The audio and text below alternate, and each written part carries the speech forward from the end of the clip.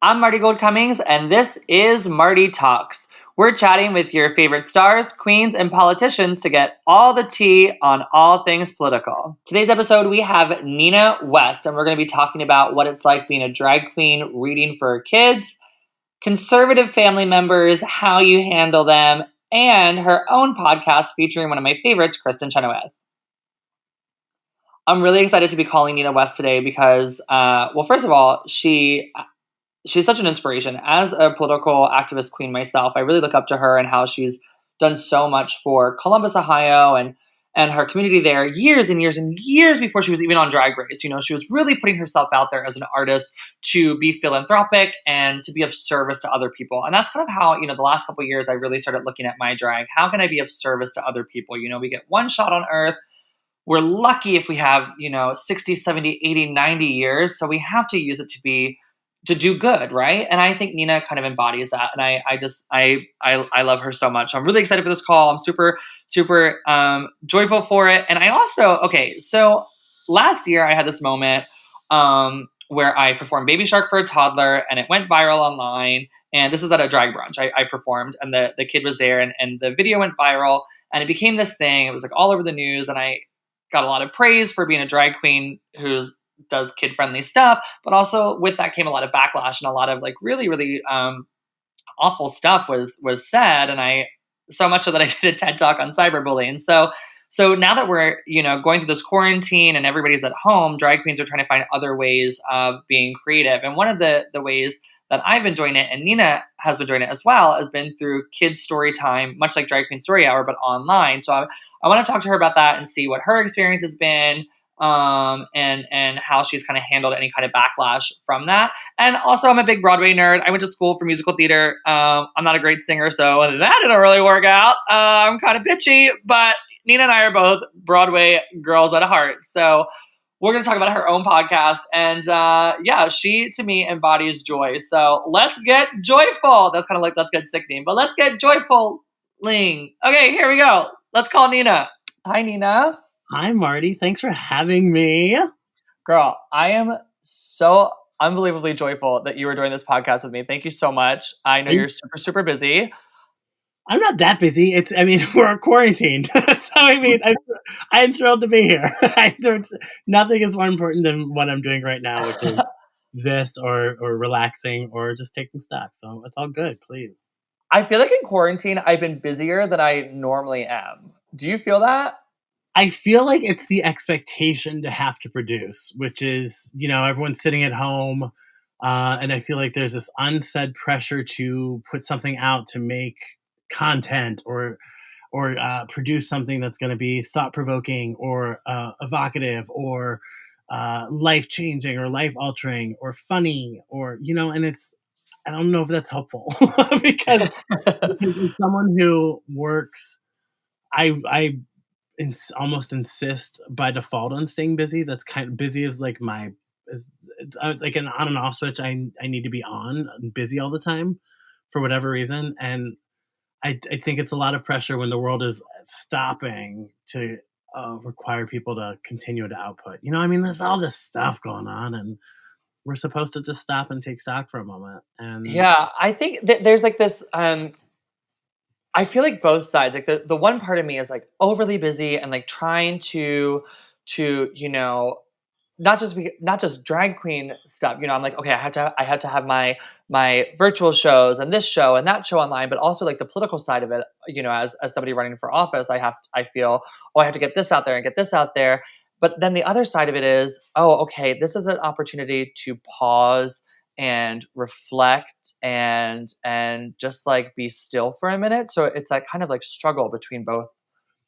Yeah, like I think that artists require times like these to either to create work or to be a great distraction from the serious things that go on in the world, right? Like we've seen stuff like during 9/11 where we relied on a lot of our personalities or people who were making art to kind of pull us out and to give us different ways to look at what we were dealing with at 9/11. And now I think it's really important. I do see it is a catch-22 because I do believe that artists have a very unique position where they can have a chance to create something that does say something and does mean something. But I want it to mean something, like I'm not trying to jump on every live stream that I can right now. You know what I mean? Like I'm trying to Well, like, girl, go on Instagram. It's like every queen in the world is live right now. But but you know what? Like, I mean, like as someone who I totally understand that, and I know you yeah, do too. As a girl, I'm one of the queens. I'm one of them. I mean, like I get it because as a girl who used to work 7 nights a week locally just to make ends meet, I understand what it's like to have your income and your economy completely pulled out from under you. So it's like I get the desire and the need to do it, and I'm not knocking that at all. But Yeah. like, I hope like that's not what's coming across because No, I no, no, no. I understand the need to work and I understand the need to make the coins and do the gig and get the money and try to keep your livelihood and your ability to stay afloat. Like I understand, I get that gig, and and I want to make sure because I'm in a different kind of position that I'm really thoughtful when I enter the space, and that if I'm entering the space, it's to be uplifting, and I'm not. And for me, I have the ability right now to be able to donate my any kind of payment or any kind of tip giving to people who need it more than I do right now. So so like what I'm saying is I am putting it on myself to be more thoughtful. So because I know that if I go into the space and someone else is doing a live at the same time I'm doing a live, that there's a potential that they're not going to make as much money, or I'm not going to. The views might go over there. Yeah. Yeah, I mean, No, like, so I'm going to be thoughtful and considerate to the person who probably needs it more than I do, and so like sure. I'm going to do uplifting content that is needed more so than me making an income at this very moment. But that's why I think you're so great as a drag artist. Your entire even before Drag Race, obviously you have this huge international platform now because of that show. But before that, like you you were doing so much for other people with your drag in Ohio. And I think that is so beautiful and so incredible. You raise like millions of dollars for local AIDS organizations in Columbus, right? Like We've done major. like we've done the Nina West Foundation has done after last year.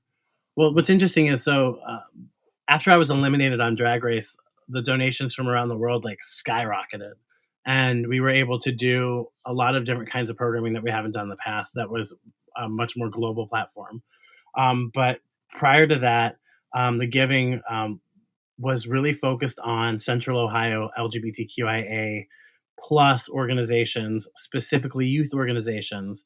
But my giving started with HIV and AIDS organizations. When I lost a friend to the disease, when I was 19 years old, I was deeply impacted by that. It Oh changed. wow. You know what I mean? Like our own personal lives write our trajectory and write our journey. Like my story tells my path, and that's where where I've been answers to what I'm doing. And so like that's a really good example of why I do what I do, especially with the community. Another great example of that is what happened to me in college, which that whole story was shared on Drag Race.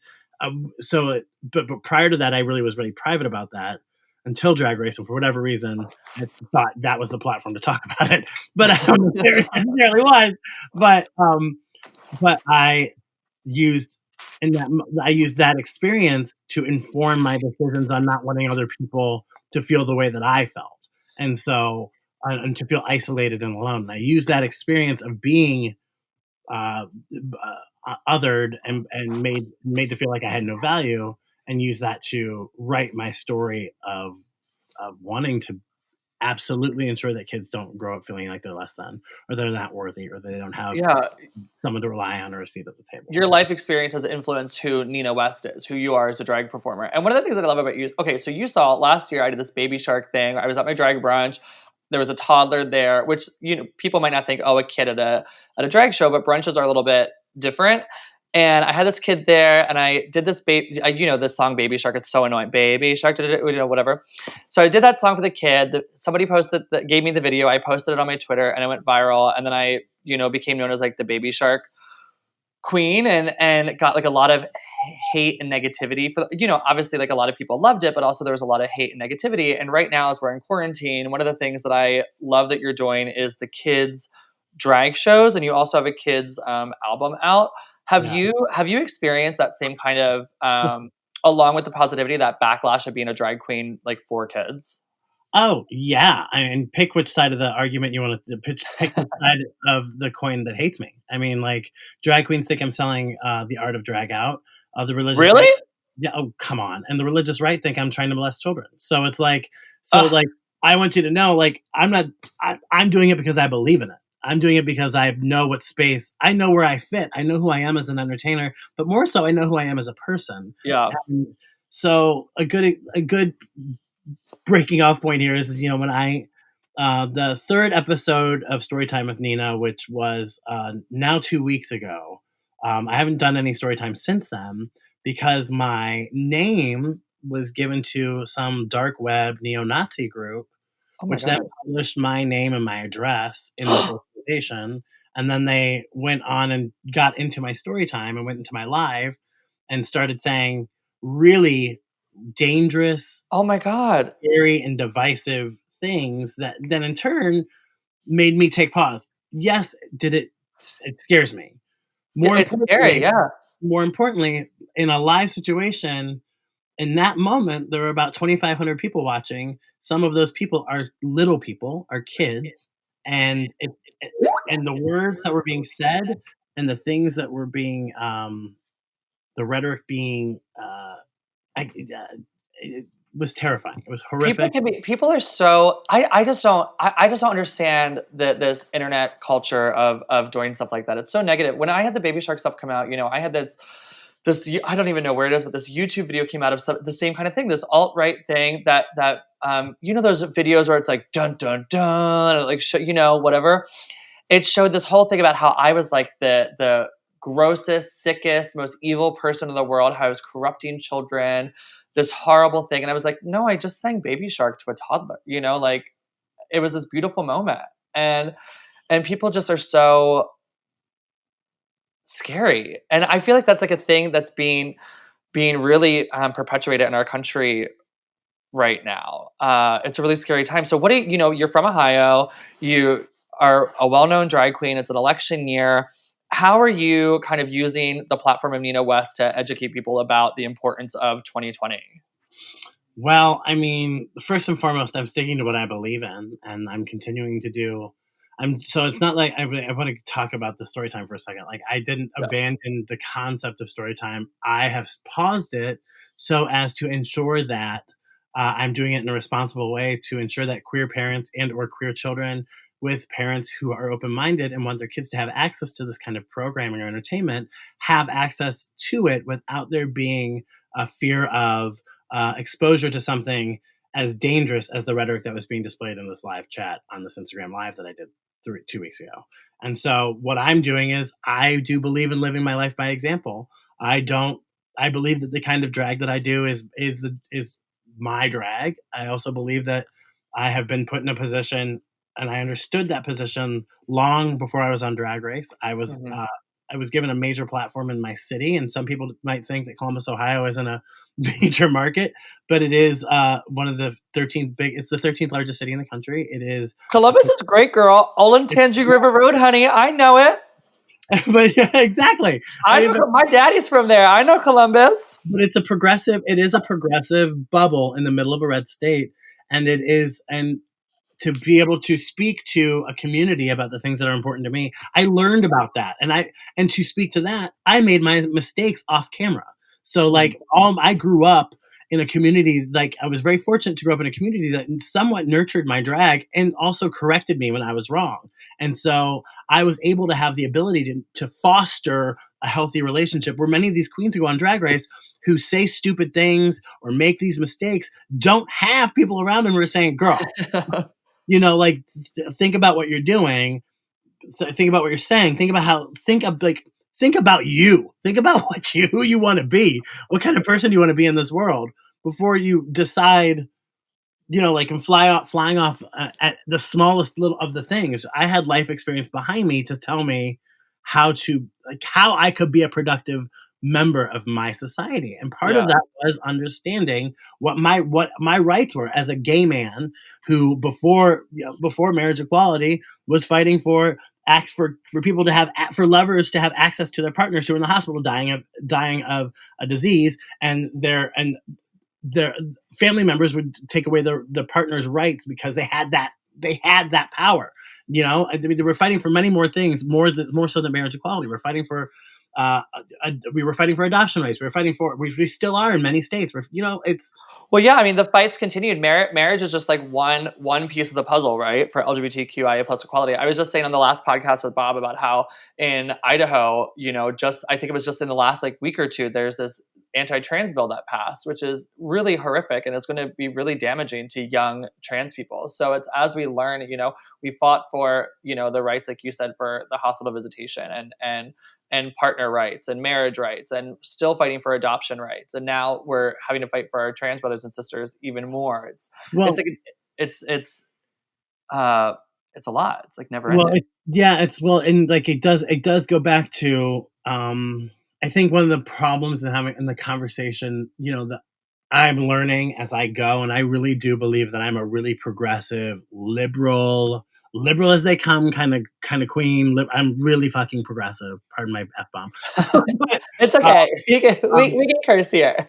but I'm learning, and I think it takes time when you're within a community. That it's not just about me. It's not just about me and my rights. It's about, like, if I can't stand up and fight for women's rights, I have no business talking about gay rights or LGBTQIA rights. If I can't stand up and talk about the disenfranchisement of people of color, then I have no business crying and saying, where me.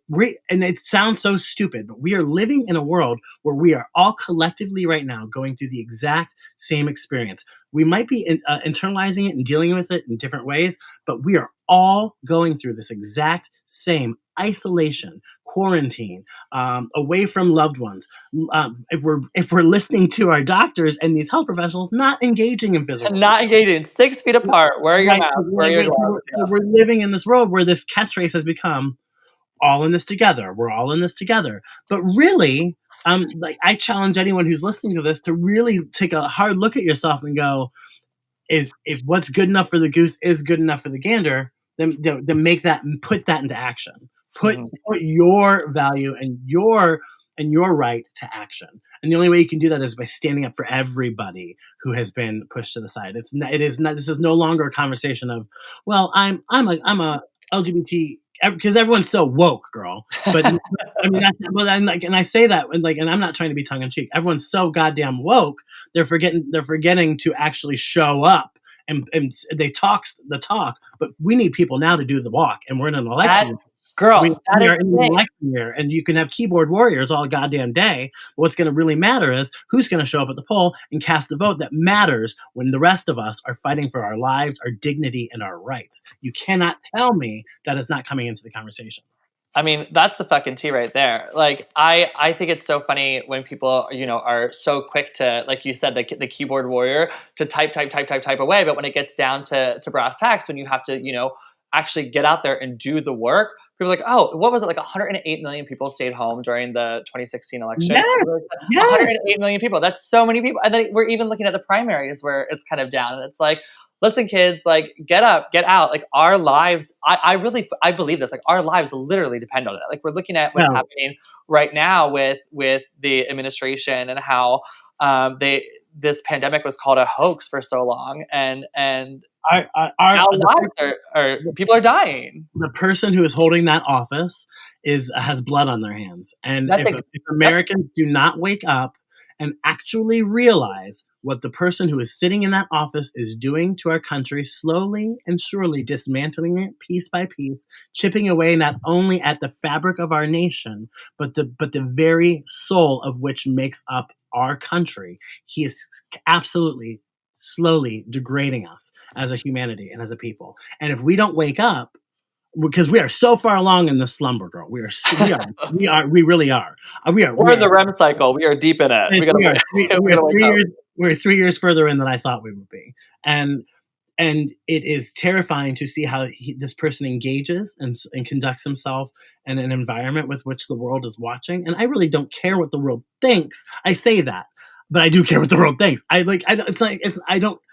I gravely care about our position in the world. Moreover, I am desperately afraid of Americans whose lives are now put at risk because we have somebody who's sitting in office not willing to acknowledge the fact that he's actually an idiot Well, and he has only cares about himself, he's a textbook narcissist, he's such a piece of shit. But what do you say? I've encountered a couple times at my shows, I have voter registration forms at my shows, and I'm obviously very, like, loud politically, and I've had people say, "Oh, well, my vote doesn't matter, so I'm just not gonna vote." And I'm like, "What? What? What?" Yeah, it's kind of like getting slapped in the face, like, I get so taken aback, it takes me a minute to collect myself when somebody says that, I'm like, "Girl, are you serious right now? I Have you don't have really the done that?" statistics. Yeah, I don't have the statistics off the top of my head, but when people in other nations are sleeping outside of polling places because that's how desperate they know that their voice matters. When I mean, we are supposed to be the symbol, the bright shining symbol on the hill of democracy, and we are not even rated as a democracy in the worldview. Like we do not Isn't that crazy? Like, we we're are not now not even. so we don't even, as Americans, we are so privileged. We when they say privileged, they really do mean Americans. I mean, Americans really have lost their we've lost our goal and our drive and our ability to compete within the world that has leaving us in the dust. And so much of that is because of how so many of us have been raised and how these generations are continuing to be raised. Closed-minded, this white male fear of the other. And see, that's the thing. Like, having I made some mistakes along the way, especially within this last year. I do believe that everyone should, like, I do believe in my political view. I should be able to have a conversation with somebody else and not be crucified I for was gonna trying. ask about that a little bit. The Well, I don't talk about that specifically, really, because I don't know if I mean I did what I did, and I believe what I believe, and people know me, and the people who know me know where I stand on things, and I don't need to. I don't need to. Well, I think it's pretty clear you're very progressive and liberal. Well, I don't think there's any doubt about it. it's not that I'm progressive. I think my story is very important to me. The how Because I have very conservative parents. I have very conservative sisters. So I politically do not align with these people in my life. I have sat out many, many, many traditions that have existed in my family. I've missed them because of who I am and what I Did your believe. family, have they seen Nina's, Oh you yeah, my like a quote, and I have never shared this, and I saw this is I don't know where this is gonna go, but um, my mom and I, who is a beautiful person, and like again, she's of a different generation. I don't need to defend her. She's a good person. But she did say she was more upset that I was a Democrat than me being gay. And that's not like that's truth. And that's how and so I had this experience of feeling like I knew how to talk to I grew up in the Republican Well, Party. you grew up in that you grew up with in your life, so you know how to I kind of. I was the right to life the pro life president at my little high school pro life group. Did you go to a I religious school, or What's that? did you go to a religious school or a public Went school? to a Catholic school. Yeah, Oh, yeah, I went to Catholic school too. Do you wanna know, this is so, like, kind of ridiculous, but when I was in high school, I went to Catholic school, and my freshman year, I didn't know anything. I was like, this little twink who had just come out of the closet and didn't know anything. And I had this teacher who I thought was really cute. I had a crush on him. And he was like, "Oh, do you want to come on this bus trip to DC?" And I was like, "Yeah, that sounds like fun. I want to go to DC." And I went, and it was the Right to Life March. Hmm. And I was like, "Oh, they like tricked kids into going to this. Like, they didn't really tell you what it was. They were just like, 'Do you want to go on a bus trip to DC?'" And then it was like these busloads of kids at the Right to Life March. It was uh scary. It was pretty scary. Yeah, I think well, and it's also scary when you don't know who you are at that age. I can tell you honestly, I was going through a myriad of emotions, and I was trying to respond to them like an adult, and feelings and understanding of who I am, and not really having even the understanding of knowing what it meant to be an adult. So when you're dealing with these big issues Oh, yeah, like your you're 15 years old at Catholic school, you're yeah, yeah. queer, you're trying to figure out who you are. It's like, But that's a but like lot. again, like I said at the beginning of the conversation, I really do try to let my experience lead my life, and I have an experience of dealing with people who politically don't agree with me, And so my simple actions of engaging people who didn't agree with politically with me were honest attempts to try to have people who I didn't agree with see a human side of a conversation, a human side of a blurb or a headline or a punchline, the human side of that. And I think everyone who was involved in that was on in that same story and in that same boat in that same You were position. on the same page, and then people took it, I you think so. know. No, I mean, no. I don't want to say. I don't want to. I'm not going to speak for everyone because I don't want to. I really don't want to talk about that. But it Sure, is like no, no, no. I mean, because it's for me. It's not that I'm avoiding it. It's just that what has been said, and anything I say can't. What people have a definitive idea of who they think I am. The people who don't like me as a result of that don't like me. And I know who I am. It's just like everything. It's a tough business being in showbiz. The business of show kid is tough. Girl, who you tell? Show business is hard. I feel like I get nervous every time I tweet because I'm like, oh my god, who's gonna Well, say? I mean, here's the thing I can tell you, and I don't know if I do not know much. I'm like a Linda Ronstadt song. I don't know much, but I know I love you. I I I know that, and it's hard for me to learn because like almost every entertainer I know, I'm battling with ego and I'm fighting with I'm fighting with my own self esteem and wanting approval, I but always then say that. Yeah, as a also performer, saying it's like yeah, but I'm like I also believe in I have I have made my career. I'm putting a stake in the ground and claiming there are stakes to this. And the things that I value and the things that I hold dear, there are stakes to it. And I am putting myself to those and I'm holding on to it. The things that I believe in, I don't need to defend anymore. I have a track record and I have a lifetime. And also I get to go to bed at night and put my head down because I know who the hell I am. mhm. It doesn't mean it doesn't hurt when someone who sees something wants to say something and turn like so you should always well, if you see something say something but if you see something and you misinterpret the intention but again I RuPaul, not to go to Mother Ru, but she does say and she's famously noted for saying this is if you lead with love you're never wrong. If your actions are led with love, if you are leading with love, you are not wrong. Well, that's And something I think you always do. That's why I always whenever, we've had the opportunity to spend any kind of time together, I always just feel this immense amount of joy radiating off of you and this immense kindness.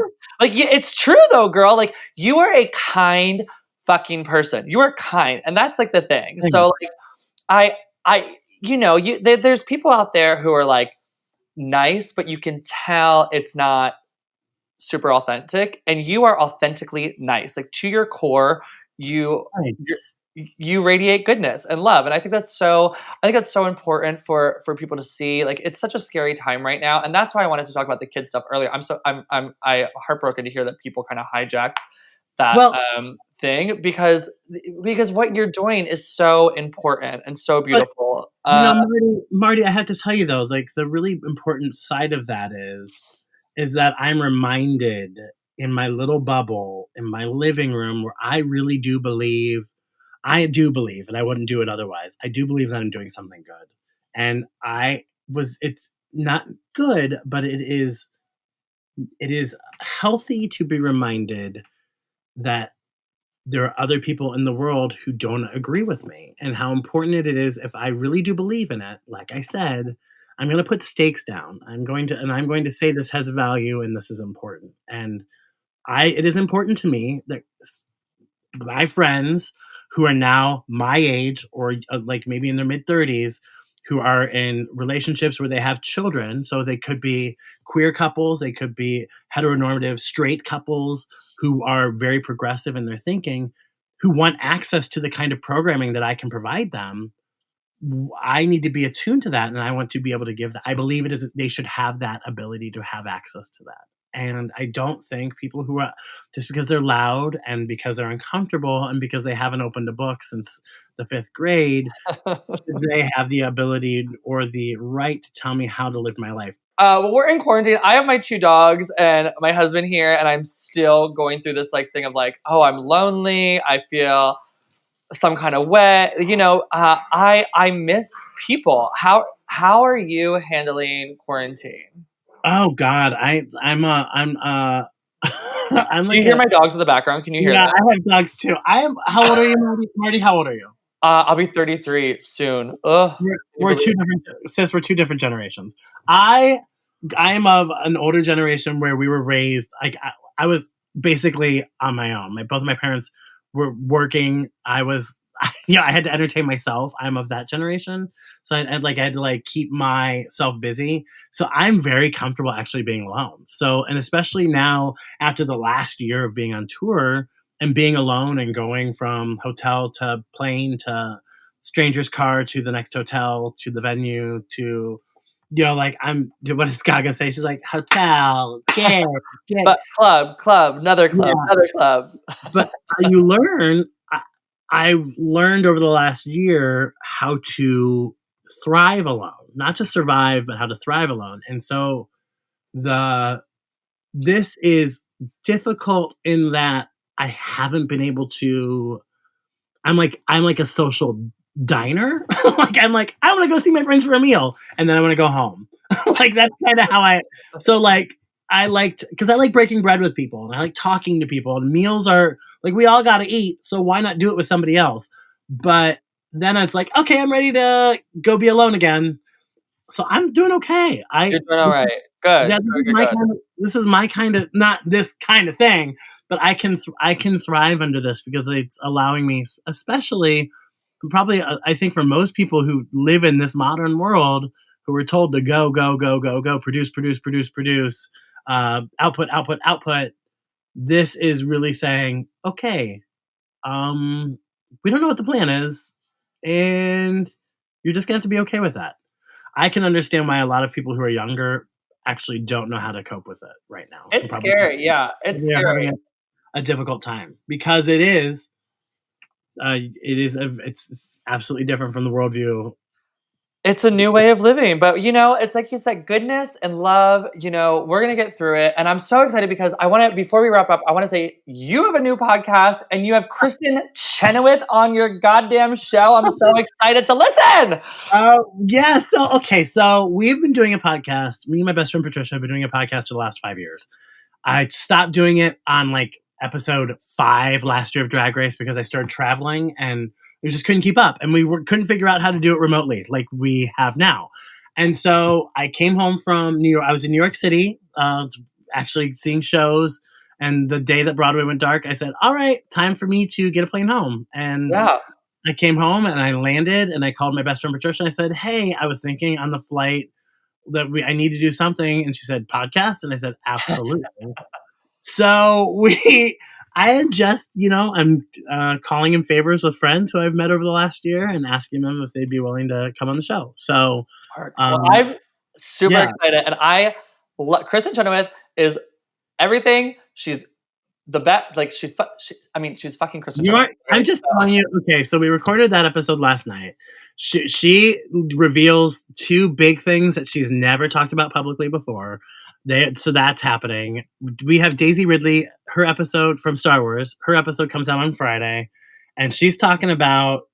I mean, she first of all, she's a gigantic Drag Race fan. So if you've been on Drag Race, like she knows who the hell you are, and then she's a gigantic fan of drag in the UK. So she's very tuned in, and she reveals some stuff too. And I can't at this point. I'm not even going to tell you who we've got coming up because it's well, we're gonna tune in. I'm taken, girl. It's pretty amazing. We're gonna tune in. I'm so excited, and I love you so much. Thank you for taking time to speak with us today. I think you are such a ray of light in this chaotic and crazy world. So keep leading with kindness and keep I spreading love joy, you. girl. I love you. I can't wait till we're out of this quarantine and you're in the city again, so I can get a big Nina West hug because you are just pure fucking joy, and I cannot wait to listen to this Well, episode.